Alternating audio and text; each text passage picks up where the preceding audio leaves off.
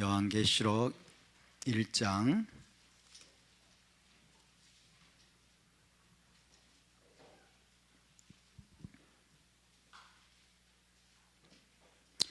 1절부터 8절까지 요한계시록 1장 1절부터 8절까지 다 같이 우리 한 목소리로 봉독합니다. 예슈와 마시아크의 계시라. 이는 하나님이 그에게 주사 반드시 속히 일어날 일들을 그 종들에게 보이시려고 그의 천사를 그 종 요하난에게 보내어 알게 하신 것이라.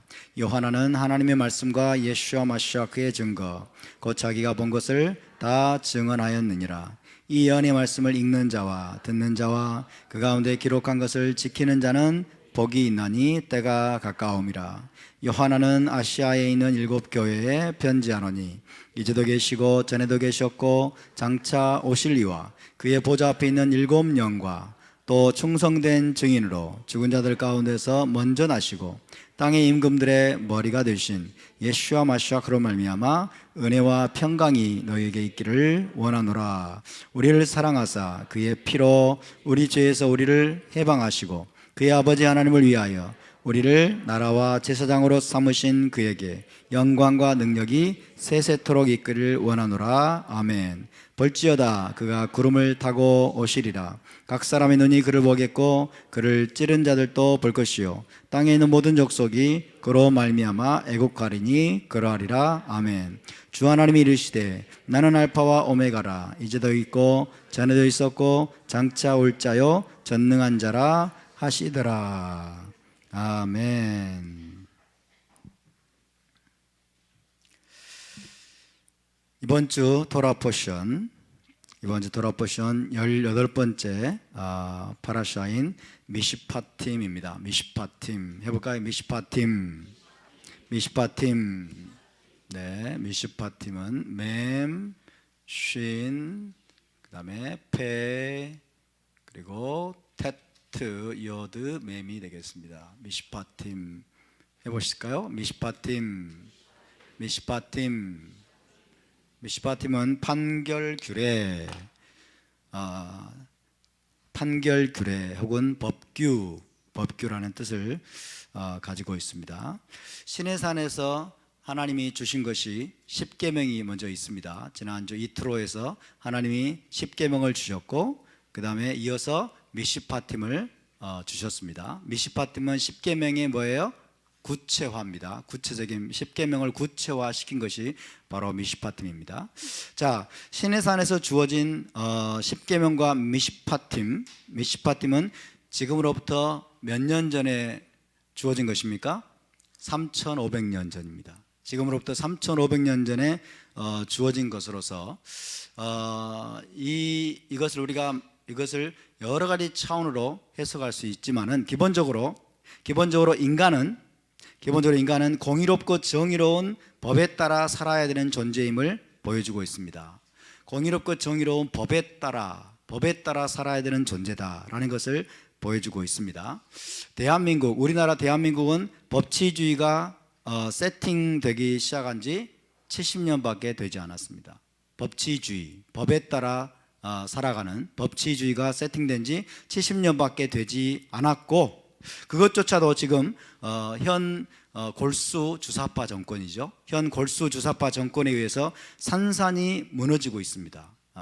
법치주의가 시작된 지 70년밖에 되지 않았는데 그것도 지금 산산이 무너지고 있어요. 완전히 지금 거의 무너져 가고 있는 그런 수준인데 하나님은 이 법치주의의 원리를 무려 3,500년 전에 벌써 이스라엘에게 계시하셨고 그래서 이스라엘은 처음부터 왕조차도 토라법에 순종하는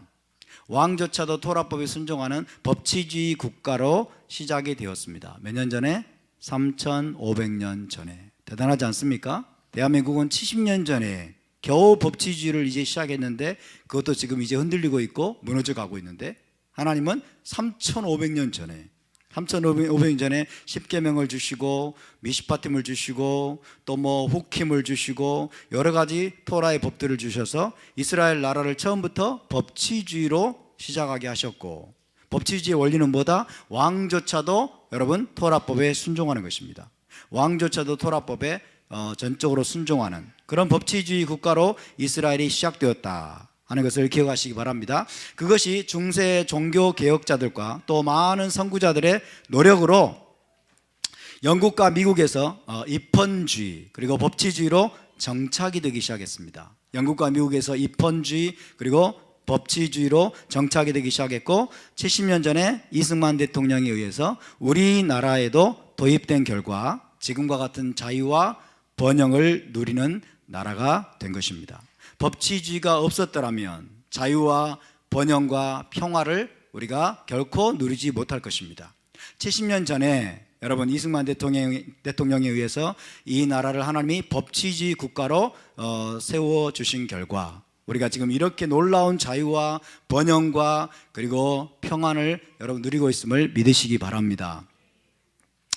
엄격하고 공정한 법치주의, 엄격하고 공정한 법치주의가 확고히 자리 잡을 때야 비로소 자유민주주의와 시장경제가 제대로 작동될 수 있습니다. 자유민주주의와 시장경제가 제대로 작동되려면 법치주의가 핵심입니다. 엄격하고 공정한 법치가 이 나라에서 국가 안에서 실현이 돼야만, 이것이 보장이 돼야만 자유민주주의와 시장경제가 제대로 작동될 수 있습니다. 그리고 국민들은 종교의 자유, 표현의 자유, 그리고 경제적인 자유를 마음껏 누릴 수가 있습니다. 그런 나라만이 지속적으로 자유, 번영, 발전의 길로 나아갈 수 있음을 우리는 잊지 말아야 될 것입니다. 그 원리가 어디에서부터 왔어요? 성경에서 온 것입니다. 법치주의가 성경의 원리임을 믿으시기 바랍니다. 3,500년 전에 하나님께서 시내산에서 여러분 법을 주심으로 십계명과 미시파팀을 주심으로 법치주의의 원리에 따라 이 나라들이 세워져야 되고 이스라엘 나라뿐만 아니라 모든 나라들이 세워지게 될 때 거기에 진정한 자유와 그리고 번영과 평안을 누릴 수 있다는 것을 하나님이 이미 여러분 계시해 주신 것입니다. 우리가 미시파팀을 공부하는 동안에 이 사실을 잊지 않기를 바랍니다. 자, 이번 주 파라샤 미시파팀에 나타난 정의의 기준은 뭐냐? 자, 미시파팀은 정의의 법입니다. 정의로운 법이다. 정의로운 법치를 말하는 거죠. 정의로운 법치. 정의로운 법치가 분명하게 확고히 세워질 때 무엇이 가능하다? 자유민주주의, 그리고 시장경제, 표현의 자유, 종교의 자유, 사상의 자유, 언론, 집회, 결사의 자유, 이 모든 것들이 보장이 되고 이 모든 것이 가능합니다. 우리나라는 지금 법치를 무너뜨리고 있습니다. 법치가 무너져 가고 있습니다. 집권 세력이 법 위에 군림하고 있습니다. 법을 자기 마음대로 농단하고 있습니다. 그러니까 자유민주주의가 위기고 시장경제가 지금 심각한 위기에 처하게 된 것입니다. 자, 미시파팀에 나타난 정의가 뭐냐? 정의의 원리는 뭐냐면 이에는 이예요. 이에는 이, 눈에는 눈입니다. 따라서 이에는 이, 눈에는 눈. 예, 순서가 바뀌었네. 순서가 다 한자니까 상관없지만 눈에는 눈, 눈에는 눈, 이에는 이. 눈이 뭐 히브리로 뭐예요? 눈이 아인이죠. 아인. 이는 뭐예요? 히브리가 쉔입니다. 쉔. 그래서 아인이 두 번 나오죠. 아인. 쉔이 두 번 나오고. 그럼 눈에는 눈, 중간에 있는 게 따하트입니다. 따하트. 따하트란 말은 뭐뭐 대신에 이런 뜻이 되고 이런 뜻이죠. 눈 대신에 줄 수 있는 건 눈밖에 없다고 말해요. 그러니까 눈에는 눈, 이에는 이. 아인 따하트 아인, 쉔 따하트 쉔입니다. 이해되십니까? 눈에는 눈, 이에는 이. 따라서 눈에는 눈, 이에는 이.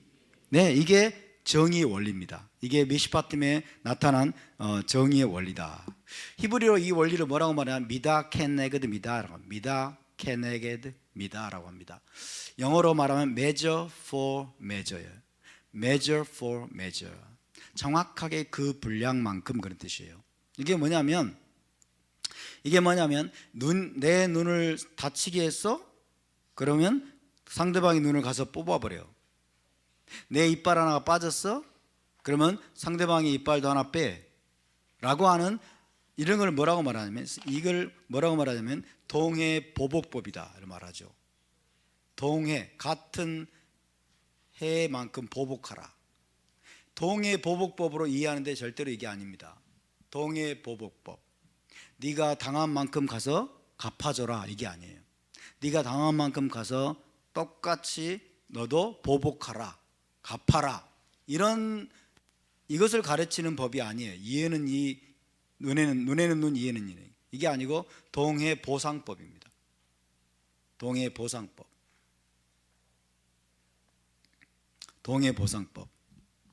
따라서 동해 보상법. 동해 보상법. 그러니까 이 원리는 뭐냐면, 이 원리는 정확히 끼쳐진 손해와 피해만큼의 보상이 이루어져야 된다. 아멘. 정확히 끼쳐진 피해와 손해만큼의 보상이 이루어져야 된다. 네가 다른 사람의 눈을 뭐 상하게 만들어서 눈을 멀게 했느냐? 그러면 눈을 멀게 한 만큼의 피해 보상을 해줘야 되겠죠. 맞습니까? 다른 사람이 이빨을 2개를 뽑았다, 주먹으로 때려가지고. 그럼 이빨 2개를 뽑은 만큼의 피해 보상을 해줘야 되겠죠. 그걸 말하는 거예요. 이빨 2개를 뽑았고 정신적인 피해도 줬죠. 그러니까 정신적인 피해 보상까지 정확하게 그 분량만큼이에요. 그렇죠? 끼쳐진 손해만큼, 끼쳐진 상해만큼 정확히 그에 상응하는 그런 보상이 이루어져야 된다라고 하는 판결의 원리입니다. 이게 동해보상법이에요. 동해보상법.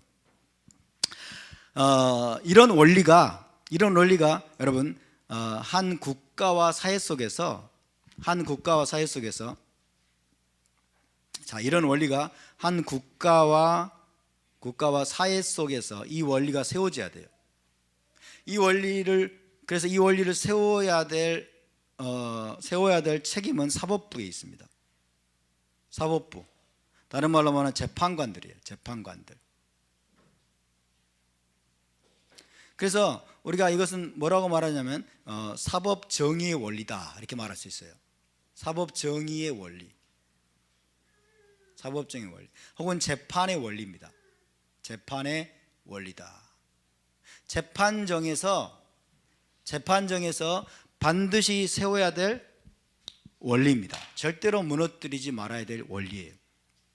이해되십니까? 한 국가가 제대로 서려면, 한 나라가 제대로 서려면 눈에는 눈, 이에는 이. 정확하게 발생한 손해, 정확하게 끼쳐지고 발생한 손해나 피해에 상응하는 그만큼의 형벌 혹은 그만큼의 보상이 이루어지도록 판결이 내려져야 제대로 된 공의와 정의가 그 나라에 세워지는 것을 믿으시기 바랍니다. 할렐루야. 그래서 개개인이 이렇게 보복해라 이런 법이 아니에요. 미시파팀에 나와 있는 많은 법들은 너희 개개인이 나가가지고 마음대로 두들겨 패고 이빨 부러뜨리고 뭐 손 비틀어 버리고 때로는 뭐 눈을 뽑아 버리고 개개인이 마음대로 보복하고 그 다음에 원수를 갚으라는 그런 말이 아닙니다. 그런 말이 아니에요. 재판정에서 세워야 될 정의의 원리예요. 할렐루야. 이스라엘 나라 혹은 이스라엘 비롯한 세상의 모든 나라들의 재판정에서 사법부에서 반드시 세워야 될 공의와 정의의 원칙, 그 원칙을 하나님이 시내산에서 모세를 통해서 주신 것을 믿으시기 바랍니다. 할렐루야. 그것이 뭐예요? measure for measure예요. 눈에는 눈, 이에는 이의 원리입니다. 다시 말하면 저지른 범죄만큼 형벌이 가해져야 돼요. 저지른 범죄의 무게만큼의 형벌이 내려져야 뭐가 세워진다? 공의가 세워지는 거예요. 할렐루야. 그렇지 않으면 여러분, 잘못된 판결은, 눈에는 눈, 이에는 이의 원칙을 위배하는 판결은 국가를 무너뜨리는 겁니다. 사회를 무너뜨리는 겁니다. 사회의 기초를 뒤흔드는 거예요. 그래서 여러분, 국가를 파괴하는 그런 방향으로 나갈 수밖에 없는 거예요. 예를 들어 보겠습니다. 몇 년 전에, 수년 전에 여러분 40만 개의 댓글을, 40만 개의 인터넷 댓글을 달아가지고 댓글 조작을 했다라는 혐의를 받고서 40만 개예요. 40만 개의 댓글을 달게 해가지고 무슨 뭐 선거에 개입했다라는 혐의를 가지고 전 국정원장 원세훈 국정원장은 계속 여러분 재판을 받고 마지막에 최종 판결까지 받아가지고 몇 년을 선고받았을까요? 4년을 선고받았어요. 4년형을 선고받고 지금 복역 중입니다. 40만 개. 그것도 본인이, 그것도 뭐 논란이 많아요. 범죄로 보기 어려운 측면입니다. 그런데 이번에 판결이 난 김경수 경남도지사, 이 사람은 드루킹과 공모해서 드루킹을 뒤에서 사실상 지휘한 거예요. 사실상 지휘하고 사실상 드루킹을 사주한 거죠. 이 드루킹을 통해서 댓글을 달게 댓글이 몇 개일까요? 8,840만 개입니다. 8,840만 개예요. 40만 개는 4년을 때렸어요. 8,840만 개는 몇 년을 때려야 될까요? 884년을 때려야 되겠죠. 그죠? 40만 개 4년이니까 8,840만 개는 아마도 884년을 때려야 되겠습니다. 그렇죠? 그런데 40만 개 댓글을 달았다라고 여러분 그 혐의로 원세훈 전 국정원장에게는 4년을 때리고 4년형을 선고하고, 김경수에게는 8,840만 개 여러분 이거를 댓글을 달게 해서 선거에 깊이 관여했습니다. 댓글 조작, 다시 말하면 민주주의의 원리를 심각하게 위배했어요. 근데 그 사람에게는 2년을 선고했습니다. 2년을. 이거는 민주주의의 원리를, 그리고 정의의 이 원리를 심각하게 위배한 겁니다. 그래서 이 나라가 흔들리는 거예요. 이 대한민국, 그래서 무너져 가고 있는 겁니다. 왜? 공의가 세워지지 않고 있기 때문에, 정의가 세워지지 않고 있기 때문에 그런 것입니다. 애국 보수 인사들에게는 너무나 가혹한 형벌이 선고가 되고, 체제 전복 활동을 해온 좌파 인사들에게는 솜방망이 판결이 내려지는 것도 법적인 공정성을 심각하게 훼손한 것입니다. 양승태 전 대법원장을 비롯해서 전 국정원장, 그리고 애국 보수 인사들은 막 여론 몰이를 해가지고 이 천하의 천인공노할 죄인으로 만들어서 무조건 구속영장을 신청합니다. 무조건 구속영장을 신청해서 구속을 시키고야 맙니다. 기각되면 또 구속영장을 신청해가지고 결국 구속을 시키고 말아요. 그런데 김경수를 비롯해서 이재명, 손혜원, 손석희, 안희정 구속됐나요? 모르겠는데, 이런 자들은 구속된 거 봤습니까? 안희정도 이번에 법정 구속됐죠? 이제 3년 6개월 받고, 그 전까지는 아마 불구속 재판을 받았을 거예요. 그들에게는 전부 여러분 솜방망이 판결을 하고 구속영장도 신청 안 하고 이래가지고 지금 심각하게 법적인 공정성이 무너져 있어요. 형평성이 무너져 있어요.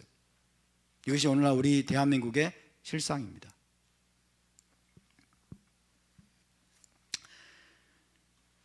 발생한 손해가 막중하고 저지른 범죄가 무거운데 솜방망이 판결을 내리거나, 혹은 그다지 큰 잘못도 아닌데 과도하게 무거운 판결을 내린다면 그것은 국가나 사회 자체를 파괴하는 행위와 같습니다. 변희재 언론인 대표, 이 사람은 명예훼손죄로 구속까지 시켰어요. 자, 구속시킨 것도 잘못된 거예요. 명예훼손으로 구속시키는 사례는 여러분 하늘의 별 따기보다 어렵습니다. 명예훼손으로 구속까지 시킨 것도 이거는 심각하게 눈에는 눈, 이에는 이의 원리를 위배한 것이거니와 1심 재판에서 무려 2년이나 실형을 때렸어요. 2년이나 실형을 선고했어요. 이것은 정치 판사가 아니면 있을 수 없는 폭거입니다. 이게 대한민국의 법치를 완전히 짓밟은 행위입니다. 어떻게 명예훼손 혐의로 2년을 실형을 때립니까? 있을 수 없는 일이에요. 명예훼손, 심각한 명예훼손이라면 예를 들어서 벌금 500만 원, 뭐 벌금 700만 원, 더 심각하면 뭐 1000만 원, 이 정도로 끝나는 거예요.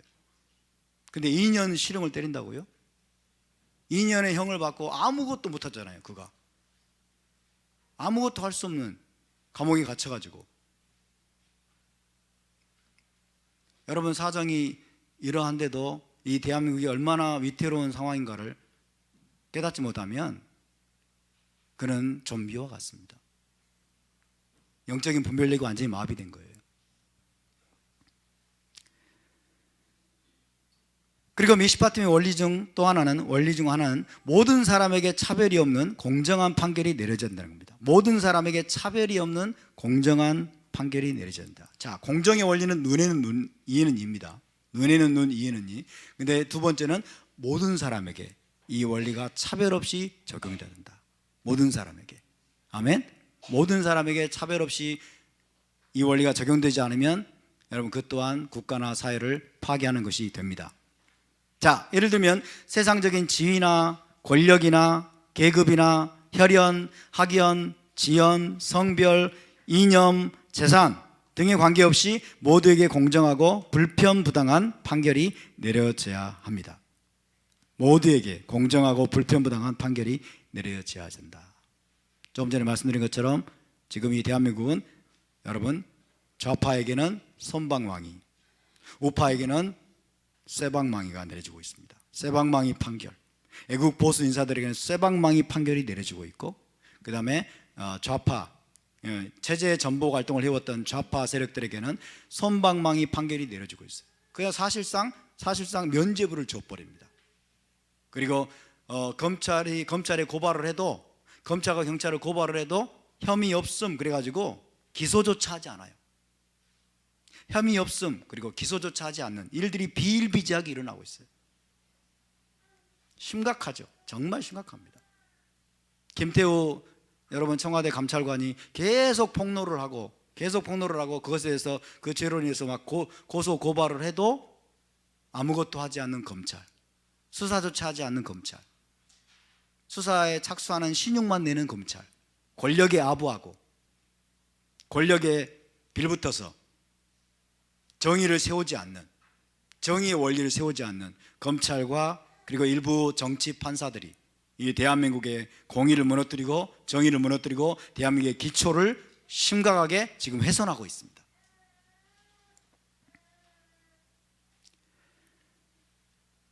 지금 대한민국은 여러분, 법적인 공정성과 형평성이 복구가 불가능할 정도로 무너졌고, 사법부가 정치의 시녀로 전락해 가면서 삼권 분립의 원칙마저 점점 무너져 가고 있습니다. 삼권 분립의 원칙마저 지금 무너져 가고 있습니다. 김경수 경남도지사에게 2년형을 선고한 성창호 판사, 이 성창호 판사가 마녀 사냥을 당하고 있어요. 인민 여러분 재판을 당하고 있고, 지금 소위 문바들이라고 하죠. 이 좌익들이 막 일어나서 비난을 하고 그러고 있는 상황인데, 세상에 이 사람이 서울중앙지법 소속 여러분 판사인데, 이 판결을 내린 당일날 이 사람이 동부지법으로 발령이 났대요. 동부지법, 사실상 좌천된 겁니다. 동부지법으로 발령이 나고, 그 다음에 인천지방법원장으로 임명된 지 나흘밖에 되지 않은 윤성원 판사라는 사람이 탄핵해야 될 판사로 지목됐어요. 민변에 의해서. 그리고 좌익들에 의해서, 좌파들에 의해서 탄핵해야 될 판사로 지목이 되자 이 사람이 나흘밖에 임명된 지 안 됐는데 사표를 냈대요. 그 압력을 견디지 못해서. 여러분, 어떤 판사들을 탄핵해야 될 판사로 지목을 하고, 이게 블랙리스트 아닙니까? 이런 무지막지한 일들이 백주대낮에 지금 일어나고 있어요. 대한민국이. 삼권 분립이 지금 심각할 정도로 무너졌어요. 정치 판사들이 지금 판을 치고 있습니다. 그리고 더불어민주당을 비롯해서 여당의 인사들이 계속해서 사법부를 비난하고 사법부의 판결을 가지고 판사들을 막 비난하면서 이 대한민국의 여러분 삼권 분립을 무너뜨리고 있어요. 대한민국은 무너져 가고 있습니다. 삼권 분립이 무너지면 어떻게 될까요? 큰일 납니다. 공의가 바로 세워지지 못합니다. 정의가 바로 세워지지 못합니다. 눈에는 눈, 이에는 이. 이거는 억울한 자가 없도록 하기 위한 거예요. 누구도 억울한 자가 있어서는 안 돼요. 누구도. 할렐루야. 그리고 누구에게도 차별이 가해져서는 안 됩니다. 차별 없이 어떤 사람도 억울한 자가 없도록 정확하게 그 사람이 저지른 범죄의 무게만큼의 그 보상을 하게 하고 그 형벌을 내리도록 한 원리, 이 토라의 원리를 알고 있는 여러분 기독교인들과 저와 여러분이 일어나야 될 줄로 믿습니다. 우리가 일어나서 여러분 이 불의와 이 불법의 행태에 대해서 맞서 싸우고 목소리를 높여야 될 줄로 믿습니다. 우리가 이 심각하게 무너진 법치, 심각하게 무너진 삼권 분립, 사법부가 점점 정치화되고 특정 이념 성향의 여러분 그런 판사들이 요직을 차지하면서 여러분 정치의 시녀로 전락해 가고 있는 이 사법부, 이대로 방치하게 되면 대한민국은 망하게 되어 있습니다. 공의와 정의가 무너지는 나라는 망하게 되어 있어요. 무너지게 되어 있고 점점 억울한 사람들이 많이 나오고 있습니다. 지금도 박근혜 전 대통령을 비롯해서 여러분 이명박 전 대통령 그리고 변희재 씨 비롯해서 엄청나게 많은 애국 우익들이 억울하게 감옥에 갇혀서 그들의 호소가 하늘을 향해서 올라가고 있어요. 그들의 부르짖음이 하늘을 향해서 올라가고 있어요. 얼마나 그들이 탄식하겠습니까? 얼마나 그들이 하나님 앞에 눈물을 흘리겠습니까? 억울하게 갇혀가지고 하나님 앞에 탄식하고 있다면 이 나라가 어떻게 잘 될 수 있겠습니까? 거기에 대해서 교회가 침묵하고 공의와 정의를 아는, 토라를 아는 하나님의 사람들이 침묵하고 있다면 어떻게 이 나라가 복을 받을 수 있겠습니까? 우리가 이런 상황을 저지하지 못한다면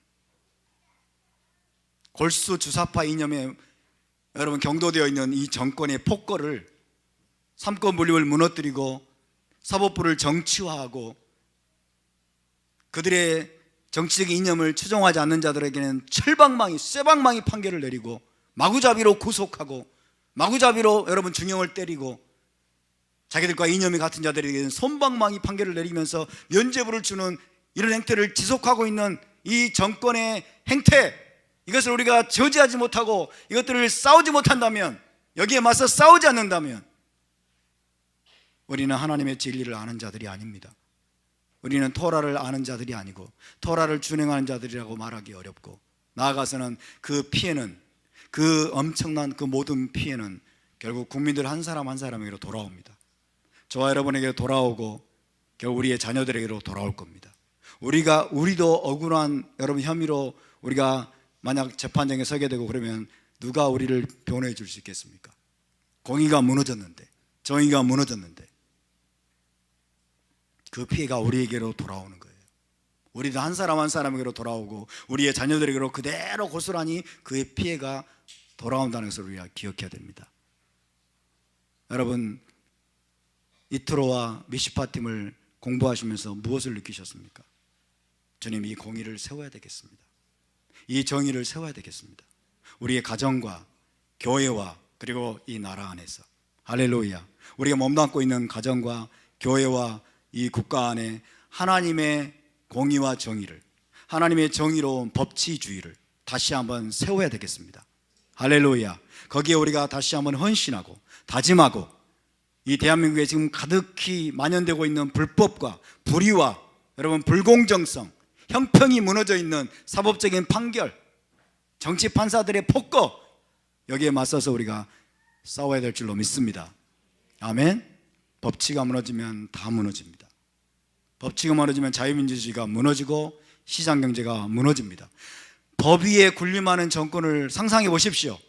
지금까지도 더불어민주당 문재인 정권은 법 위에 군림했어요. 법을 무시하고 자기들 마음대로 행한 것이 한두 건이 아닙니다. 헌법을 무시하고 온갖 법들을 무시하고 그냥 자기들이 막 시장에 개입하고 자기들이 마음대로 최저임금을 막 엄청나게 올려버리고 주 52시간 여러분 근무 노동시간 제한을 하고 자유주의의 원리를 헌법에 보장된 여러분 자유권을 침해하는 엄청나게 많은 폭거들을 지금까지 저질러 왔습니다. 법 위에 군림하는 정권에 우리가 노예가 되는 겁니다. 저와 여러분이 노예가 되는 거예요. 누구도 법 위에 군림하면 안 됩니다. 토라의 원리는 무엇입니까? 왕조차도 토라법에 순종하는 것입니다. 아멘. 이것이 이스라엘 나라의 확고부동한 원리입니다. 왕조차도 토라법에 순종하는 거예요. 그래서 6월절이 되면 어떤 일이 있는 줄 아십니까? 옛날에 제2성전기에 왕조차도 6월절 어린 양을 사기 위해서 줄을 서야 됐습니다. 왕인데도 6월절 어린 양을 사기 위해서 줄을 서는 거예요. 대단하지 않습니까? 여러분, 왕도 토라법에 순종하는데 대한민국의 대통령이 뭐라고 마음대로 헌법을 어기고 여러분 각종 법률을 어겨가면서 자기들의 특정 정치 이념을 여러분 마구잡이로 밀어붙인단 말입니까? 9.19 군사합의가 제대로 된 것입니까? 9.19 군사합의 북한에게 우리나라 안보의 모든 걸 다 내줘 버렸어요. 국민의 생명과 안전과 재산을 지키지 못하는 정부가 뭐가 필요합니까?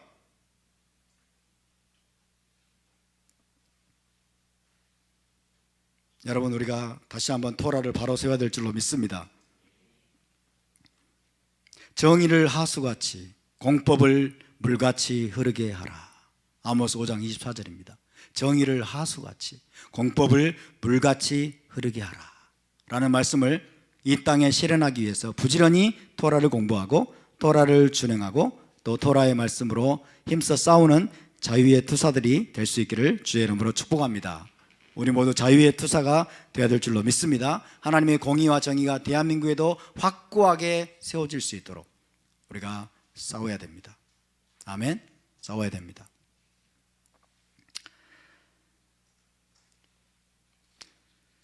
자, 이제 계시록 강의로 돌아갑니다. 오늘은 계시록 강의 18번째 시간입니다. 지난주에 우리는 예슈아가 에드하 네만 충성된 증인이시다 라는 말씀이 무슨 의미인지 살펴보았습니다. 에드하 네만, 예슈아는 충성된 증인이시고 진실한 증인이시다 라는 말씀이 무슨 의미인지 살펴보았고요. 그 다음에 예슈아께서 죽은 자들의 장자가 되신다. 죽은 자들 가운데서 먼저 나신 분, 이 말은 죽은 자들의 장자라고 그랬죠. 베코르하메팀이라고 했습니다. 베코르하메팀. 따라서 베코르하메팀. 죽은 자들의 장자시라는 말씀의 의미가 무엇인지도 간략하게 살펴보았습니다. 예슈아의 부활은 회당장 야이로의 딸이나 나사로의 부활과는 품질이 다르고 차원이 다르다 라고 말씀드렸죠? 기억나십니까? 회당장 야이로의 딸 나사로의 부활과는 품질이 다르고 차원이 다른 부활이다 라고 말씀을 드렸습니다. 즉 예슈아의 부활은 죽음을 영원히 이기고 다시는 썩지 않고 쇠하지 않고 죽지 않는 영원한 부활의 몸으로 다시 살아난 것이었다라고 말씀을 드렸습니다. 그래서 예슈아가 뭐라고 그랬어요? 죽은 자들의 장자가 되셨다. 베코르 혹은 죽은 자들의 첫 열매가 되셨다 그랬죠? 첫 열매, 비쿠림. 따서 비쿠림.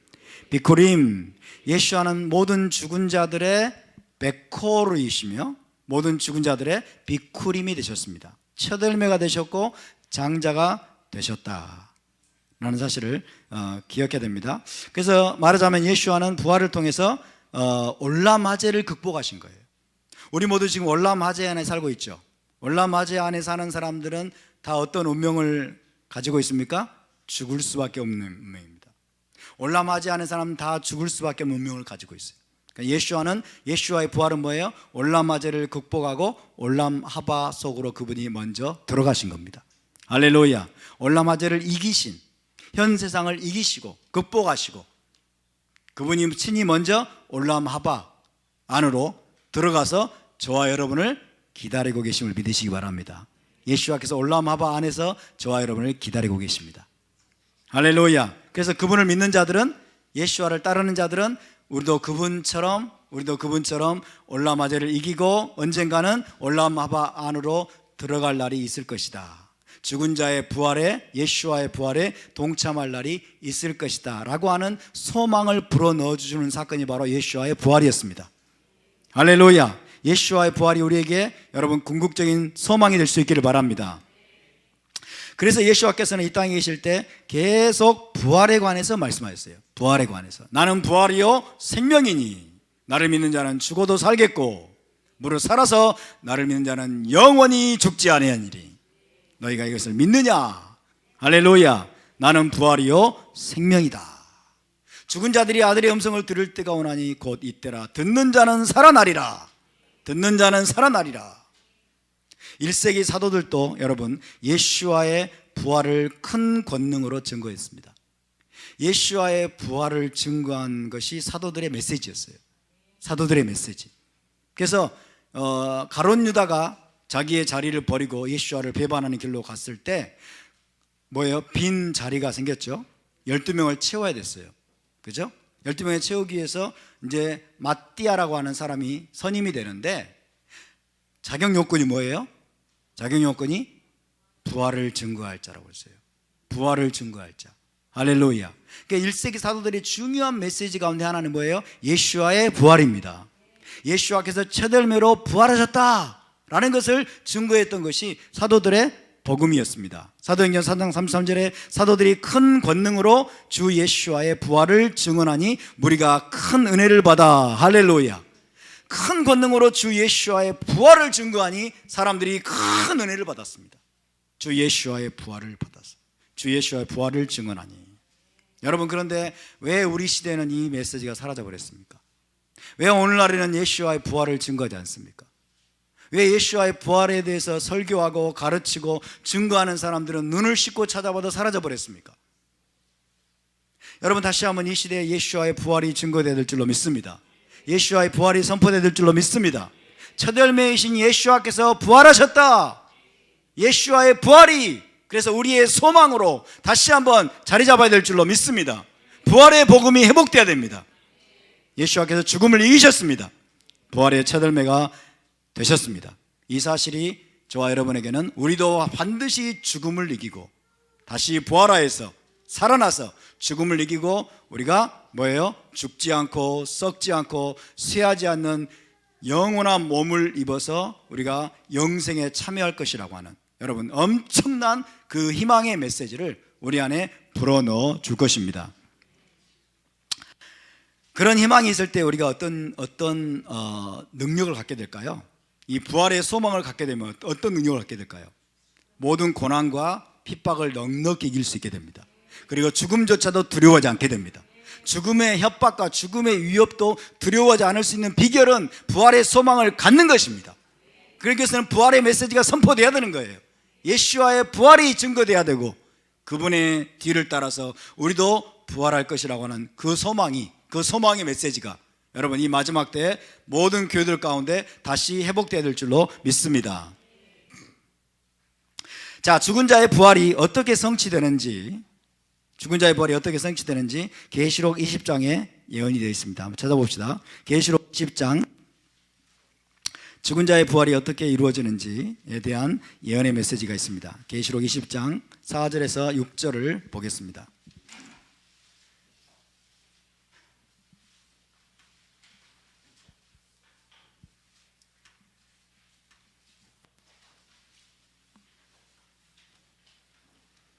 자, 4절부터 6절 다 같이 함께 봉독합니다. 또 내가 보좌들을 보니 거기에 앉은 자들이 있어 심판하는 권세를 받았더라. 또 내가 보니 예수와를 증언함과 하나님의 말씀 때문에 목배임을 당한 자들의 영혼들과 또 짐승과 그의 우상에게 경배하지 아니하고 그들의 이마와 손에 그의 표를 받지 아니한 자들이 살아서 마시아 그와 더불어 1000년 동안 왕노릇하니 그 나머지 죽은 자들은 그 1000년이 차기까지 살지 못하더라. 이는 첫째 부활이라. 이 첫째 부활에 참여하는 자들은 복이 있고 거룩하도다. 둘째 사망이 그들을 다스리는 권세가 없고 도리어 그들이 하나님과 마시아 그의 제사장이 되어 1000년 동안 마시아와 더불어 왕노릇하리라. 할렐루야. 이 사도 요한이 보았던 환상입니다. 사도 요한이 보았던 환상인데 미래의 장차 미래에 일어날 일에 대한 환상을 보여주셨는데 이게 바로 부활의 모습이죠. 자, 성경에 게시된 부활에 관해서 좀 우리가 공부를 해보겠습니다. 성경에 게시된 부활, 이 부활에는 순서가 있습니다. 일단 순서가 있고 그 다음에 부활에도 종류가 있습니다. 순서가 있고 종류가 있다. 순서가 있고 종류가 있어요. 자, 순서를 보면 첫째 부활이 있습니다. 첫째 부활. 부활에도 순서가 있다는 거 아십니까? 첫째 부활. 그 다음에 뭐가 있을까요? 둘째 부활. 둘째 부활이 있습니다. 첫째 부활이 있고 둘째 부활이 있어요. 부활의 순서입니다. 그런데 고린도전서 15장에 따르면 첫째 부활 이전에 뭐가 있냐면 첫 열매 부활이 있습니다. 자, 첫 열매 부활. 첫 열매 부활. 그래서 세 가지 종류라고 할 수 있어요. 세 가지 순서. 첫 열매 부활. 이것이 부활의 순서입니다. 히브리어를 좀 써보겠습니다. 자, 히브리가 한점 우리가 보기 때문에, 자, 첫 열매 부활을 테히야트 뭘까요? 하 비쿠림. 첫 열매 부활입니다. 테히야트 하 비쿠림. 따라서 테히야트 하 비쿠림. 테히야트 하 비쿠림. 첫째 부활은 뭘까요? 부활을 히브리어로 테히야라고 합니다. 테히야. 따라서 테히야 하 리쇼나입니다. 따라서 테히야 하 리쇼나. 테히야가 여성 명사이기 때문에 뒤에 해가 붙는 거예요. 테히야 하 리쇼나. 둘째 부활은 뭘까요? 테히야 하 쉐니야. 따라서 테히야 하 쉐니야. 자, 이게 부활의 순서입니다. 고린도전서 15장 23절 24절을 찾아보겠습니다. 고린도전서 15장 23절 24절 부활의 순서.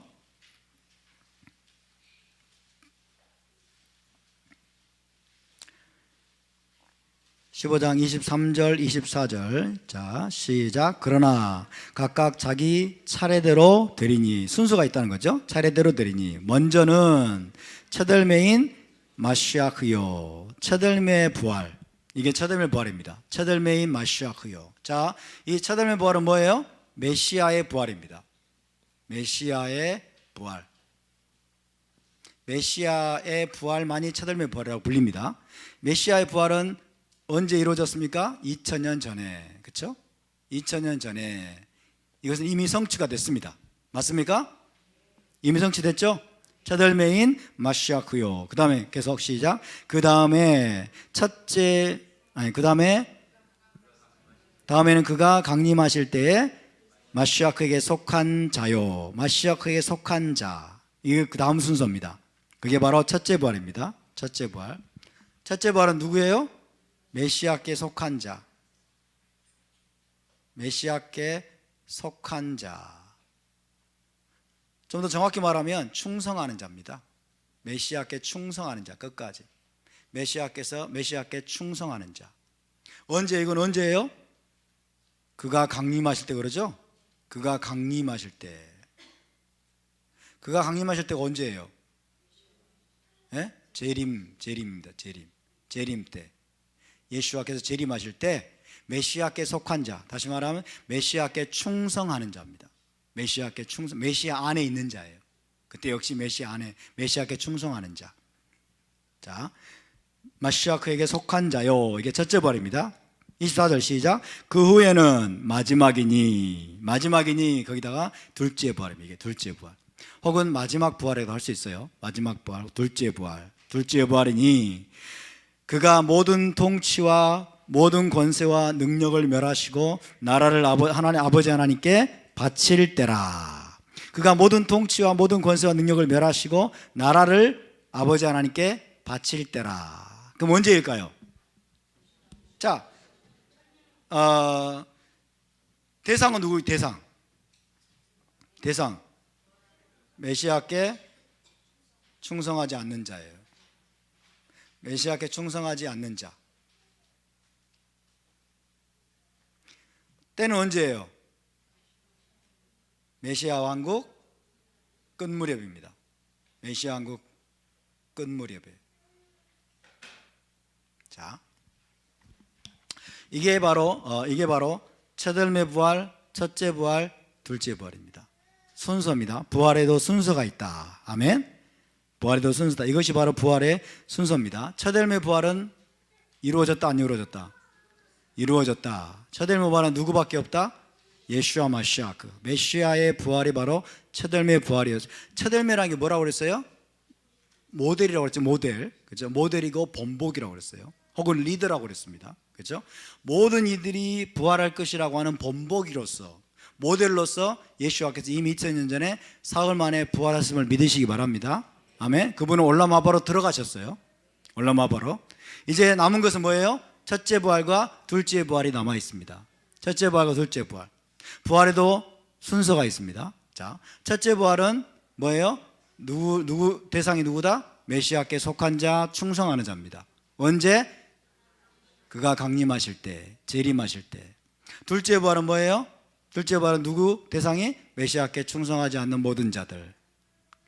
시기는 메시아 왕국이 끝날 때. 메시아 왕국 끝날 때. 그러니까 부활을 그냥 막연하게 생각하면 안 됩니다. 막연하게 생각하면 안 돼요. 자, 이것이 부활의 순서입니다. 부활의 순서이고, 두 번째는 종류입니다. 종류. 부활에는 종류가 있어요. 부활에는 종류가 있는데, 자, 어떤 종류냐? 생명의 부활이 있습니다. 부활에는 생명의 부활이 있고, 또 무슨 부활이 있을까요? 심판의 부활이라고 합니다. 사망이라도 괜찮은데 심판의 부활. 생명의 부활이 있고 심판의 부활이 있어요. 이 생명의 부활을 의인의 부활이라고도 합니다. 의인의 부활. 의인의 부활. 심판의 부활은 악인의 부활이에요. 악인의 부활. 여러분, 악인도 부활한다는 거 아십니까? 악인도 부활합니다. 의인도 부활합니다. 근데 순서가 다를 뿐입니다. 순서가 다를 뿐입니다. 품질이 달라요. 종류가 다릅니다. 자, 생명의 부활, 의인의 부활이 있고 종류입니다. 심판의 부활, 그리고 악인의 부활이 있습니다. 자, 생명의 부활은 뭐냐? 그러면 첫째 부활을 말합니다. 심판의 부활은 뭐냐? 둘째 부활을 말합니다. 둘째 부활을 말합니다. 선한 일을 행한 자는 뭐라고 했어요? 생명의 부활로. 그 다음에 악한 일을 행한 자는 심판의 부활로 나오리라 그랬죠. 요한복음 5장에 나옵니다. 아시겠죠? 답사 선한 일을 행한 자는 생명의 부활로, 악한 일을 행한 자는 심판의 부활로 나오리라. 할렐루야. 누가 하신 말씀이에요? 예수와께서 하신 말씀이죠. 부활에도 종류가 있다는 거예요. 부활에도 종류가 있다. 자, 그럼 우리가 읽은 요한계시록 20장은 무슨 부활일까요? 무슨 부활일까요? 생명의 부활입니다. 생명의 부활. 생명의 부활은 뭐예요? 그래서 의인의 부활이라고 말해요. 의인의 부활. 선한 일을 행한 자는 생명의 부활에 참여하죠. 선한 일을 행한 자를 뭐라고 그래요? 의인이라고 말합니다. 선한 일을 행한 자를 의인이라고 말해요. 아멘? 선한 일을 행한 자, 의인들은 메시아께 충성하는 자를 말합니다. 메시아께 충성하기 때문에 토라를 준행하는 의로운 삶을 삽니다. 할렐루야. 그렇게 의인의 삶을 사는 자는 생명의 부활로 나올 것이다. 언제? 첫째 부활에. 그러나 메시아께 충성하지 않고 악을 행하고, 여러분, 하나님의 뜻대로 행하지 않는 자들, 다시 말하면 신앙적인 정절을 지키지 않는 자들이에요. 신앙적인 정절을 지키지 않고 핍박이 오면은 여러분 뭐예요? 믿음의 정절을 버리는 자들, 예수와를 배반하는 자들, 이런 자들, 그런 자들은 심판의 부활로 나올 것입니다. 심판의 부활로. 그것이 뭐예요? 둘째 부활입니다. 연결이 됩니까 여러분? 연결이 됩니까? 자, 그러면 첫째 부활에 대해서 성경은 뭐라고 말씀하는가? 다시 한번 20장을 보겠습니다. 20장을 보시면 제가 읽습니다. 또 내가 보좌들을 보니 거기 앉은 자들이 있어 심판하는 권세를 받았더라. 다스리는 권세, 심판하는 권세. 또 내가 보니 예수와를 증언함과 하나님의 말씀 때문에 못배임을 당한 자들의 영혼들과 또 짐승과 그의 우상에게 경배하지 아니하고 그들의 이마와 손에 그의 표를 받지 아니한 자들. 한마디로 말하면 뭐예요? 언약을 지키고 신앙의 정절을 지킨 자들이에요. 끝까지 죽음의 위협 앞에서도 언약을 지키고 신앙의 정절을 지킨 자들. 할렐루야. 이들이 누구예요? 의로운 자들입니다. 이들이 의를 행한 자들이고 이들이 바로 의인들입니다. 자, 이들이 살아나서 그만이 부활하여 마시아 그와 함께 더불어 1000년 동안 왕노릇하니.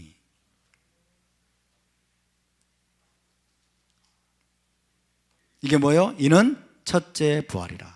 따라서 첫째 부활.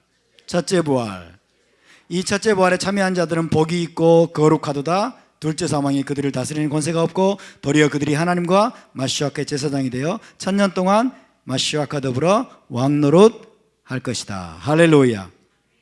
자, 그래서 이 첫째 부활에 참여하는 자들은 어떤 복을 누리게 됩니까? 메시아께서 오실 때, 그분이 강림하실 때 여러분 부활하여서 뭐예요? 어린 양의 혼인식에 참여합니다. 어린 양의 결혼식에 참여하고 메시아 왕국에 참여해서 거기에서 그리스도 예수와 더불어 1000년 동안 여러분 다스리고 통치하는 권세를 누리게 됩니다. 할렐루야. 저와 여러분이 거기에 참여하는 자들이 될 수 있기를 바랍니다. 누가요? 메시아께 충성하는 자들이에요. 메시아께 충성하는 자. 누구예요? 선한 일을 행한 자들이에요. 선한 일은 뭡니까? 토라대로 순종하는 것을 말합니다. 토라의 말씀대로 순종하고 의를 행하고 하나님의 말씀에 자기 자신을 쳐서 복종시키면서 여러분 구제와 째다카와 선을 행하고 세상의 빛으로서의 사명을 감당하는, 그래서 언약에 충성하는 자들, 그런 자들이 첫째 부활에 참여할 것입니다. 여러분 모든 믿는 자들이, 모든 크리스천들이 첫째 부활에 참여하지 못할 것입니다. 분명히 말씀드립니다. 모든 크리스천들이 첫째 부활에 참여하지 못합니다. 모든 크리스천들이 의인의 부활에 참여하지 못합니다. 모든 크리스천들이 메시아 왕국에 들어가지 못합니다. 종교 생활은 하고 그리고 교회도 출석하고 크리스천의 이름은 가지고 있는데 언약대로 순종하지 아니하고 하나님의 말씀에 순종하지 아니하고 핍박이 오고 고난이 오고 어려움이 오면은 여러분 하나님을 배반하고 언약을 배반하고 그리고 세상의 정욕을 따라서 세상의 좋은 것들을 따라서 여러분 쫓아가는 사람들, 하나님을 정말로 사랑하지 않는 자들, 그런 자들은 첫째 부활에 참여하지 못할 것입니다. 거기 보니까 가로 열고 있죠. 가로 열고 그 나머지는 죽은 자들은 그 1000년이 차기까지 살지 못하더라 그랬죠. 1000년이 차기까지 살지 못하더라. 자, 그럼 첫째 부활의 장면은 어떤 장면일까요? 데살로니가 전서를 봅시다. 첫째 부활의 장면에 대해서 데살로니가 4장은 이렇게 예언하고 있습니다. 데살로니가 전서 4장 16절에서 17절 보겠습니다. 첫째 부활이 어떤 모습으로 일어날 것인가? 첫째 부활이 어떤 모습으로 일어날 것인가? 데살로니가 전서 4장 16절에서 17절입니다. 4장 16절에서 17절 시작. 주께서 호령과 천사장의 소리와 하나님의 나팔 소리로 친히 하늘로부터 강림하시리니 마시아 칸에서 죽은 자들이 먼저 일어나고 그 후에 우리 살아남은 자들도 그들과 함께 구름 속으로 끌어올려 공중에서 주를 영접하게 하시리니 그리하여 우리가 항상 주와 함께 있으리라. 할렐루야. 자, 주께서 샤우트, 호령과 천사장의 소리와 하나님의 나팔 소리, 이 하나님의 나팔 소리는 마지막 나팔입니다. 하나님의 나팔 소리로 친히 강림하시리니, 이게 뭐예요? 재림이죠. 자, 그리스도 안에서, 마시아크 안에서 죽은 자들이 먼저 일어나고, 자, 첫째 부활에도 또 순서가 있네. 그렇죠? 첫째 부활에도 순서가 있어요. 누가 먼저 부활해요? 죽어서 무덤에 있는 자들이 먼저 부활합니다. 무덤에 있는 자들이 먼저 부활하고, 그 다음에 그 후에 우리 살아남은 자들도, 주께서 재림할 때 살아있는 자들, 자, 주께서 재림할 때 이 살아남은 자들도 그들과 함께 구름 속으로 끌어올려. 자, 살아남은 자들은 살아있는데 부활이라고 말할 수 있을까요? 살아있는데 부활이라고 말할 수 있을까요? 말할 수 있어요, 없어요? 왜요? 어떻게? 살아있는데? 변화되는 거죠. 그죠? 올라마제 썩을 수밖에 없고 죽을 수밖에 없는 이 몸이 썩지 아니하는 몸으로 변화되는 거예요. 할렐루야. 영원한 몸으로, 여러분, 불사의 몸이라고 합니다. 불사의 몸, 죽지 않는 몸으로, 썩지 않고 쇠하지 않고 죽지 않는 몸으로 살아있는 자들도 변화되어서 올라가게 됩니다. 할렐루야. 공중으로 끌어올려서 왕을 영접하는 거예요. 왕을 영접하고 구름 속에서 왕을 영접해서 어디로 갈까요? 예루살렘으로 갑니다. 예루살렘으로, 메시아 왕국이 세워질 그 예루살렘으로 가서 그분과 영원히 살게 될 것입니다. 거기서 메시아 왕국의 혼인잔치가 베풀어지기 때문에. 할렐루야. 이것이 첫째 부활에 일어날 일이고, 또 찾아봅시다. 고린도전서 15장 51절에서 54절입니다. 15장 51절에서 54절. 데살로니가전서와 고린도서 15장 51절 말씀이 연결이 됩니다. 51절에서 54절. 자, 함께 있으면 시작. 보라, 내가 너에게 비밀을 말하노니 우리가 다 잠잘 것이 아니요. 잠잔다는 것은 뭐예요? 죽어 있다는 것입니다. 죽는 것을 성경은 잠잔다고 말해요. 다 잠잘 것이 아니요. 계속 마지막 나팔에 순식간에 홀연히 다 변화되리니, 이게 뭐예요? 부활입니다. 마지막 나팔에. 그래서 자, 벌써 저를 봐주세요. 자, 히브리적으로 나팔 소리, 특별히 마지막 나팔 소리는 무슨 소리냐? 죽은 자들을 깨우는 소리입니다. 죽은 자들을 깨우는 소리. 마지막 나팔, 하늘이 왜 마지막 나팔 왜 불려야 될까요? 이게 죽은 자들을 깨우는 소리예요. 마지막 나팔에 뭐예요? 홀연히 다 변화되리니. 그랬죠? 52절 시작. 나팔 소리가 나매 죽은 자들이 썩지 아니할 것으로 다시 살아나고 우리도 변화되리라. 우리도는 뭐예요? 살아남은 우리도 변화돼. 어떻게 변화돼요? 썩지 아니할 몸으로. 할렐루야. 썩지 아니할 몸으로. 자, 무덤에 있는 죽은 자들이 마지막 나팔 소리를 듣고 무덤에서 일어나게 됩니다. 무덤에서 일어나서 썩지 아니할 몸으로 부활하게 됩니다. 그렇게 되면 살아남은 자들도 썩지 아니할 몸으로 부활체로 변화될 것을 믿으시기 바랍니다. 아멘. 53절 시작. 이 썩을 것이 반드시 썩지 아니할 것을 입겠고 이 죽을 것이 죽지 아니함을 입으리다. 이 썩을 것, 이런 말이죠. 아따, 이 썩을 놈이라면, 이 썩을 것. 이게 엄밀하게 말하면 욕이 아니에요. 어차피 썩을 거니까. 그렇죠? 우리의 몸은 썩을 겁니다. 그렇죠? 올라마제 지금 이게 묶여 있는 우리의 몸을 말하는 거예요. 이 썩을 몸, 썩을 수밖에 없는 몸이 뭐예요? 썩지 아니함을 입겠고. 할렐루야. 와, 대단하지 않습니까? 썩지 아니할 그 몸을 여러분 사모하시기 바랍니다. 부패하지 않고 썩지도 않고 늙지도 않습니다. 아마도 최고로 아름다운 모습으로 부활할 겁니다. 최적의 상태에서 여러분 썩지 않아야지. 최적의 상태에서 유지가 돼야지. 그렇죠? 가장 아름다운 모습으로 아마 변화되어서 부활할지 모르겠어요. 근데 부활체 몸으로 변하기 직전에 굉장히 뚱뚱한 사람들은 그대로 유지될까 모르겠는데 조심하시기 바랍니다. 정확하게 그때 가봐야 알겠지만은 어쨌든 썩을 수밖에 없는 이 몸이 여러분 썩지 아니할 몸을 입는 것이 바로 부활입니다. 할렐루야. 54절 시작. 이 썩을 것이 썩지 아니함을 입고 이 죽을 것이 죽지 아니함을 입을 때에는 사망을 삼키고 이기리라고 기록된 말씀이 이루어지리라. 할렐루야. 그래서 부활의 사건은 뭐예요? 사망을 이기는 겁니다. 죽음을 이기는 겁니다. 사망을 이기고 죽음을 이기는 사건. 이 사건의 주인공이 저와 여러분이 될 수 있기를 바랍니다.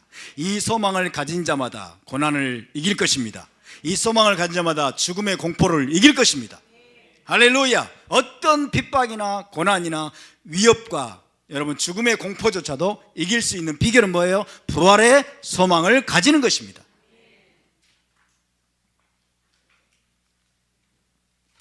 자, 그렇다면 여러분, 자, 첫째 부활, 이것이 첫째 부활입니다. 첫째 부활에 참여하는 사람을 뭐라고 부를까요? 지혜로운 다섯 처녀. 지혜로운 다섯 처녀라고. 지혜로운 다섯 처녀가 바로 여러분 의인들입니다. 의인들. 둘째 부활에 참여하는 자들은 미련한 다섯 처녀라고 합니다. 미련한 다섯 처녀. 이들은 악인들입니다. 악인들이에요.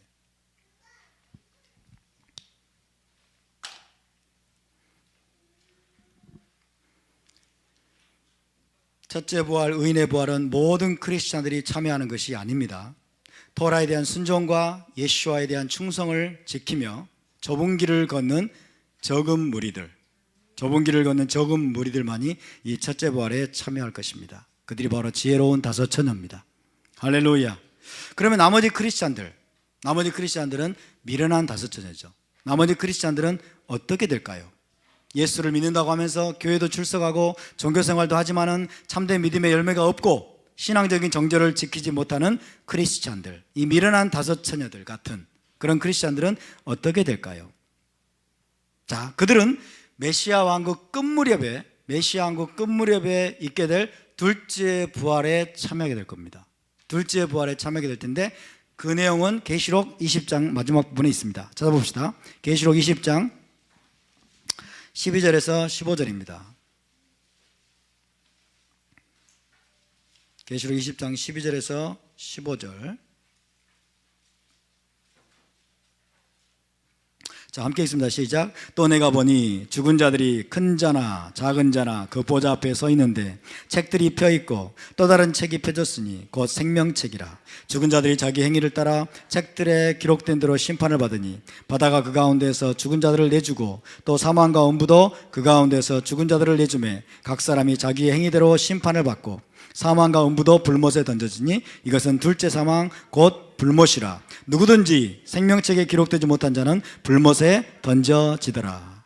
아멘. 누구든지 생명책에 기록되지 못한 자는 불못에 던져지더라. 자, 그렇다면 첫째 부활에 참여하지 못한 사람들은 메시아 왕국에 참여하지 못합니다. 죽음에서 부활하지 못합니다. 그렇죠? 그 사람들은 어디에 있을까요? 음부에 있습니다. 음부에서 1000년 동안 또 다른 1000년 동안 대기합니다. 음부에서. 그리고 1000년하고 끝날 무렵에 이제는 모든 사람들이 부활합니다. 의인들이 아니라 모든 악인들이, 크리스찬들, 명목상의 크리스찬들, 하나님께 순종하지 않았던 크리스찬들, 언약을 준수하지 않았던 크리스찬들, 물에 물 탄 듯 술에 술 탄 듯 뜨뜻미지근해서 세상을 사랑하고 육신의 정욕을 따라 살았던 크리스찬들, 그 다음에 모든 불신자들, 그리고 신앙의 정절을 버리고 하나님을 배반했던 모든 크리스찬들, 그리고 모든 세상의 악인들까지 전부 다 마지막 심판을 받기 위해서, 백보자 심판을 받기 위해서 부활하게 됩니다. 거기에 미련한 다섯 처녀와 같은 여러분 믿는자들도 이 둘째 부활에 참여하게 됩니다. 이 둘째 부활은 뭐라고 불립니까? 심판의 부활입니다. 심판, 마지막 심판을 위해서, 하나님의 심판을 받기 위해서. 그래서 이때 여러분 생명책에 그 이름이 기록되지 않은 자들은 뭐예요? 불못에 던져지는 거예요. 그러니까 둘째 부활을 했는데 그 이름이 생명책에 없어요. 그러면 그는 둘째 사망에 참여하게 됩니다. 둘째 사망에. 이해되십니까? 첫째 사망은 뭐예요? 우리 육신이 죽는 거예요. 우리 육신이 죽는 거. 둘째 사망은 뭡니까? 백보자 심판에서 영원히 불못에 던져지는 거예요. 하나님으로부터 영원히 격리되는 거죠. 영원히 분리되는 거예요. 이게 둘째 사망입니다. 그러니까 둘째 부활에 참여할 자들이 훨씬 많을 겁니다. 여러분, 둘째 부활에 참여한 자 훨씬 많을 거예요. 지금 한국교회 크리스찬들이 1000만 명 정도 된다고 합니다. 줄어가지고 한 800만 명 되는지 모르겠는데 한 800만 명 된다고 합시다. 이 800만 명 되는 이들 가운데 첫째 부활에 참여할 자들이 과연 몇 명이나 될까요? 첫째 부활에 참여할 자들이 과연 몇 프로나 될까요? 제가 보기에는 10%도 되지 않을 겁니다. 5%도 되기 어려울 겁니다. 5%도 되기 어려울 거예요. 그래서 이것은 좁은 길이라고 말씀하고 있는 거예요. 어떤 사람이 예수님께 물었습니다. 주님, 구원을 얻는 자가 소수니까 그랬어요. 구원을 얻는 자가 적으니까 라고 물었어요. 이때 구원이라고 말하는 것은 뭐예요? 메시아 왕국과 올라마바를 말하는 거예요. 그래서 첫째 부활을 말하는 거예요. 첫째 부활에 참여할 자가 소수입니까? 적습니까? 물었어요. 첫째 부활에 참여할 자가. 예수님께서 뭐라고 대답하셨어요? 좁은 문으로 들어가기를 힘쓰라고 했어요. 좁은 문으로 들어가기를 힘쓰라. 그때 많은 사람들이 내게 와서 이렇게 말할 것이다. 주님, 우리가 당신 앞에서 먹고 마시고 당신 앞에서 우리가 그러지 않았습니까? 많은 사람들이 그렇게 주의 이름으로 우리가 귀신도 쫓아내고 주의 이름으로 병든 자도 고치고 주의 이름으로 우리가 예언도 하고 주의 이름으로 우리가 많은 일을 행하지 않았습니까? 많은 기적을 행하지 않았습니까? 주님은 딱 한마디 하십니다. 불법을 행하는 자들아, 불법을 행하는 자들아, 나는 너희를 도무지 알지 못한다. 나를 떠나가라. 그러니까 키워드가 뭐예요? 키워드가 뭐예요? 첫째 부활에 참여할 수 있는 키워드가 뭐예요? 토라를 준행하는 거예요. 토라를 준행하는 거. 불법, 하나님의 법은 뭐예요? 토라예요. 아멘. 불법을 행하는 자들, 그 말은 토라를 지키지 않은 것을 말합니다. 토라를 멸시하고 토라를 지키지 않는 자들아, 내게서 떠나가라. 난 너희를 알지 못한다. 주님 앞에 나와가지고 먹고 마시고 잔치를 벌이고 예배에 참여하고 춤을 추고 여러분 뭐 임재 가운데 벌벌벌 떨고 막 예언을 하고 환상을 보고, 이게 중요한 게 아니라는 거예요. 그게 중요한 게 아닙니다. 중요한 건 뭡니까? 하나님의 법을 지키는 겁니다. 토라를 준행하는 겁니다. 의를 행하는 겁니다. 할렐루야. 저와 여러분이 불법을 행하는 자가 되지 않기를 바랍니다. 하늘에 계신 내 아버지의 뜻대로 행하는 자라야 들어가리라. 천국은, 메시아 왕국은 하나님의 뜻대로, 하나님의 뜻이 뭐예요? 토라입니다. 하나님 뜻대로 행하는 자라야 들어간다고 말씀했어요. 다른 사람을 판단하지 맙시다. 다른 사람의 모습 보고 비판하지 맙시다. 다른 사람의 행실을 보고 우리가 왈가왈부하지 맙시다. 중요한 것은 나입니다. 나. 아멘. 내가 진짜 하나님의 말씀대로 사랑하고 자비를 베풀고 그리고 긍휼을 베풀고 내가 손님을 접대하고 그리고 의인의 삶을 내가 지금 살아가고 있는가? 내 입술에서 의의 열매가 맺혀지고 있는가? 할렐루야. 토라는 여러분 나의 모습을 비추라고 주신 거울임을 믿으시기 바랍니다.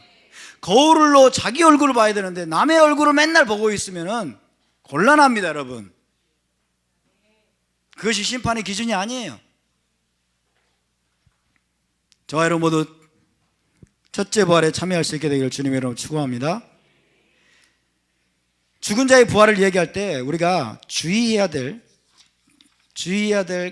것이 한 가지가 있는데요, 이거 말하고 맞춰야 될 것 같아요. 자, 우리의 육신이 실제로 부활한다는 거예요. 우리의 육신이 실제로 부활한다. 지금 우리의 몸은 낡아져가고 썩어져가고 죽을 수밖에 없는 상태로서 이것을 아직 구속받지 못한 상태다라고 말합니다. 우리의 몸은 구속되지 못했어요. 이해되십니까? 우리의 몸의 구속이 아직 이루어지지 않았다. 몸의 구속이라고 하는 것은 완전히 회복되는 걸 말하는 거예요. 아멘. 우리의 영의 구속은 여러분 예수와를 믿는 순간 이루어집니다. 우리의 혼의 구속은, 우리의 혼은 생각과 감정과 의지를 말하는데 우리의 혼의 구속은 현재형입니다. 날마다 이루어져 가야 됩니다. 무엇을 통해서? 토라의 말씀을 통해서. 혼의 구속은 이루어져 가는 거예요. 그러면 남은 건 뭐예요? 몸의 구속입니다. 우리의 몸은 지금 낡아져 가고 썩어져 가고 죽을 수밖에 없죠. 이것이 구속돼야 돼요. 이것이 완전케 돼야 돼요. 이것이 언제 완전케 됩니까? 부활을 통해서 완전케 됩니다. 할렐루야. 우리의 몸의 구속이 아직 이루어지지 않았어요. 그런데 첫째 부활에 참여하는 자들은 썩지 않고 낡아지지 않고 죽지 않는 불사의 몸으로 부활하여 영생을 누리게 될 것입니다. 아멘. 이것이 우리 몸의 구속이에요. 이것이 우리 몸의 구속이고 우리 몸의 완전한 회복입니다. 그런데 어떤 이들은요, 헬라적인 영지주의의 영향으로 몸의 부활을 믿지 않아요. 몸의 부활을 믿지 않고 뭐라고 하냐면요, 영적인 부활을 주장합니다. 영이 부활한다는 거예요. 그러니까 몸의 부활이 아니라는 거예요. 너무 황당하죠? 성경에 나와 있는 부활은 몸의 부활이 아니고 이건 영의 부활이라는 거예요. 영적인 부활이라는 거예요. Spiritual resurrection? 영적인 부활? 영의 부활? What are you talking about? 도대체 뭔 말이야? 여러분, 우리의 영이라고 하는 것은 네샤마예요. 네샤마. 하나님 우리 안에 넣으신 네샤마는 영원합니다. 하나님 우리 안에 넣으신 영, 우리의 네샤마는 여러분 불멸의 영임을 믿으시기 바랍니다. 우리 안에 주신 영 네샤마는 죽지 않습니다. 네샤마는 소멸되지 않습니다. 우리 안에 주신 영은 불멸입니다. 여러분, 우리의 육신은 죽어요. 우리 육신은 썩습니다. 우리 육신은 낡아져 갑니다. 근데 우리 영은 죽지도 않고 썩지도 않고 낡아지지도 않아요. 죽지 않았는데 어떻게 부활한다는 거예요? 영은 죽지 않는데 어떻게 부활해요? 부활이란 말은 무슨 말이에요? 죽었다는 걸 전제하는 거죠? 죽어야 부활이 있지. 죽어야 부활이 있는데 죽지도 않은 영에 대해서 이 영의 부활이라고 말하는 거예요. 여러분, 이런 종류의 이야기를 하는 사람들을 조심하십시오. 제가 수년 전에 그런 사람을 만났습니다. 그것도 토라의 티칭을 하는 세미나의 자리에 가서 제가 만난 사람이에요. 토라 티칭을 하는 곳에 가서 이제 인사하는 가운데 자기가 굉장을 깨달았다라고 하면서 자료까지 다 만들었어. 자료까지 다 만들어 가지고 성경에서 말하는 부활은 육신의 부활이 아니라는 거예요. 육신의 부활이 아니라는 거예요. 영의 부활이라는 거예요. 영의 부활. 진짜 황당한 주장입니다. 진짜 황당한 주장이에요. 여러분, 몸의 부활을 믿습니까? 육신의 부활을 믿습니까? 왜 그러면 이 사람들은 영의 부활을 주장할까요? 왜 도대체 몸의 부활을 이들은 부정할까요? 이게 영지주의예요. 영지주의는 뭡니까? 몸을 부정하는 거예요. 몸을 무가치하게 생각해. 이 사람들은 오직 영적인 것, 오직 영적인 것만을 이야기하기 때문에. 그러니까 뭐 영의 부활이라면 그럼 몸은 어떻게 되는 거예요? 몸은 영원히 소멸되는 거예요? 몸은 영원히 없어져 버리는 거예요? 우리 몸은 누가 지으셨는데? 하나님이 지으셨잖아요. 그럼 하나님은 무능하신 분이네. 우리의 육신을, 우리의 몸을 구속할 수 있는 능력이 없는 분이기 때문에. 그러나 사도 바울은 로마서 8장에서 여러분 몸의 구속을 이야기합니다. 아멘. 모든 피조세계도 구속될 것이고 우리의 육신, 우리의 이 썩을 수밖에 없고 불피할 수밖에 없고 죽을 수밖에 없는 우리의 몸도 하나님은 썩지 아니할 몸으로 여러분 변화시킬 것을 믿으시기 바랍니다. 이게 바로 몸의 부활입니다. 할렐루야. 그래서 성경에서 부활을 이야기할 때는 단순히 영의 부활이 아니에요. 속지 마세요. 영의 부활이 아니라 우리의 몸이 실제로 죽었다가 부활하는 것을 말하는 겁니다. 우리의 육신이 부활할 겁니다. 어떤 상태에서 어떤 상태로? 죽을 수밖에 없는, 썩을 수밖에 없는 상태에서 썩지 아니하는 몸으로, 죽지 아니하는 몸으로, 완전케 된 몸으로 여러분 변화되어서 우리가 살아나게 될 것입니다. 그래서 영혼 육이 온전하게 구속되는 거예요. 하나님의 구원은 영혼 육의 완전한 구속을 말하는 겁니다. 할렐루야. 몸의 부활이 아니라면 유령이죠. 그렇죠? 유령이죠. 그런데 몸의 부활임을 우리가 어떻게 알 수 있느냐? 예수와의 부활을 보면 됩니다. 예수와께서 부활하셨습니다. 예수와께서 부활하셨는데 예수와께서 도마에게 뭐라고 말씀했어요? 내 손에 손자국을, 못자국을 만져보고 내 허리에 상자국에 네 손을 넣어봐라. 그 말은 그게 실제라는 거죠. 그분의 몸이 부활했다는 거죠. 맞습니까? 그리고 디베라 바닷가에서 생선을 좀 가져와라. 그리고 생선을 굽게 하신 다음에 생선을 그분이 드셨습니까? 안 드셨습니까? 유령이 생선을 드시나요? 헛개비가 생선을 드시나요? 그러니까 예수와의 부활은 무슨 부활이에요? 몸의 부활입니다. 할렐루야. 영은요 안 죽었다니까요. 영은 안 죽었어요. 영은 안 죽습니다. 영은 소멸되지 않습니다. 우리가 죽으면, 저와 여러분이 죽으면 우리 육신은 썩어갑니다. 그렇죠? 우리 육신은 무덤에 묻히고 썩어갑니다. 그러면 영은 어떻게 되는데요? 우리의 영은 어디요? 낙원으로 간다니까요. 아멘? 우리가 제대로 믿었다면 낙원에 가서, 여러분, 아브라함의 품으로 불리는 낙원에서 부활의 때를 기다리는 겁니다. 할렐루야. 죽지 않았기 때문에 영의 부활이라고 말하지 않는 거예요. 그래서 분명히 말씀드리는데, 성경에서 말하는 부활은, 그리고 예수와께서 보여주신 그 부활은 몸의 부활임을 믿으시기 바랍니다. 그때 우리의 몸이 구속되는 거예요. 그때 우리의 몸이 완전히 다시 회복되는 겁니다. 완전히 회복되어서 우리가 죽음을 이기고 사망을 이기게 되는 것입니다. 할렐루야. 여러분, 그래서 예수와 마시아크가 죽은 자들의 장자가 되셨다. 죽은 자들의 장자가 되셔서 영원한 부활의 소망이 되셨다라는 메시지가 지금 이 요한계시록에, 여러분, 이 편지를 보내고 있는 대상이 7교회죠. 7교회 이 메시아 공동체에게 얼마나 큰 소망이 될지, 얼마나 큰 힘과 격려와 위로가 될지 한번 생각해 보시기 바랍니다.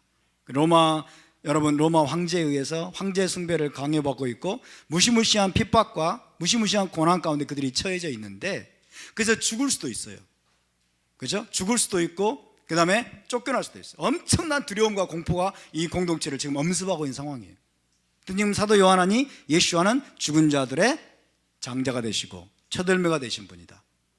너희는 죽어도 죽지 않을 것이다. 그분처럼 너희도 부활하게 될 것이다.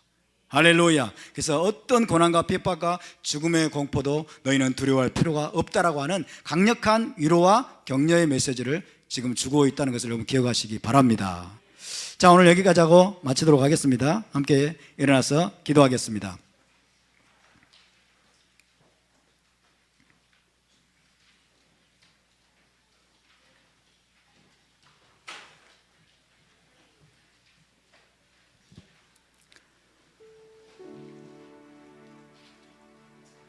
우리에게 부활의 소망이 되시는 예수와를 높여드립니다.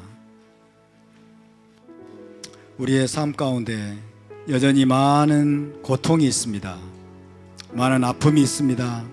때로는 많은 핍박이 있습니다. 때로는 공격이 있습니다. 때로는 죽음의 공포가 우리를 엄습해 옵니다. 죽음의 두려움이 우리를 괴롭힙니다. 예수와를 믿는다는 사실 때문에, 우리가 토라를 준행한다는 그 이유 때문에 많은 이들이 우리를 두렵게 하고 우리에게 고난과 핍박과 고통을 안겨주기도 합니다. 마지막 때는 짐승과 적그리스도가 일어나 하나님의 언약 공동체를 엄청나게 핍박하게 될 것입니다.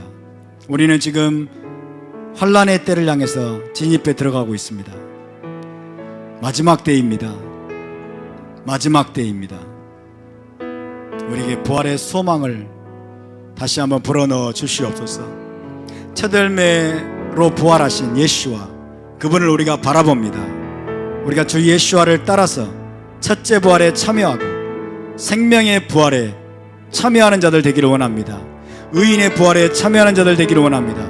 우리의 몸의 구속을 이루실 주님을 송축합니다. 주님, 우리가 죽더라도 죽지 아니하고 살아서 나를 믿는 자는 영원히 죽지 아니하리니 네가 이것을 믿느냐? 부활이요 생명이신 예수와 그분이 우리 안에 살아계십니다. 그분이 우리의 주님이십니다. 그분이 우리의 소망이십니다. 그분이 우리의 능력이십니다. 죽은 자들을 일으키시는 파워이십니다. 마지막 나팔에 우리도 부활할 것입니다. 주께서 다시 오실 때 큰 나팔 소리와 함께 주님 우리가 무덤에 있을지라도 다시 살아날 것이고 부활할 것이오니 주님 우리가 끝까지 믿음의 정절을 지키게 하시고 끝까지 우리가 예수와께 충성을 다하며 당신의 토라의 말씀에 순종하여 의를 행하는 거룩한 백성 되게 하여 주시옵소서. 우리 다같이 함께 기도하겠습니다. 하나님 아버지 감사합니다. 주님 우리가 다시 한번 이 부활의 메시지를 붙잡기를 원합니다. 부활의 증인들이 되기를 원합니다. 주님 부활의 소망을 가슴에 품기를 원합니다.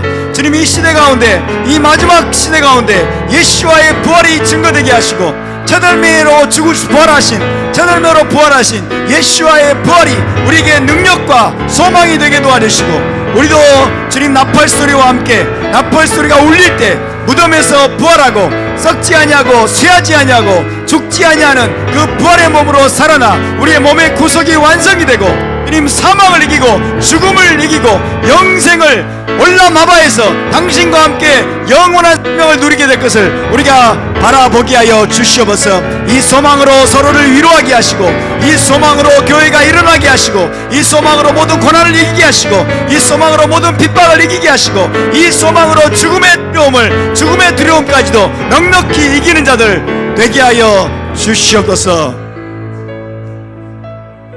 로마 황제 숭배의 위협과 그 무시무시한 핍박 아래 있던 일곱 교회, 그들에게 부활의 첫 열매이신 죽은 자들의 장자가 되신 예수와를 바라보도록 촉구하는 사도 요한의 메시지를 오늘 우리 마음속에 새기게 하여 주시옵소서.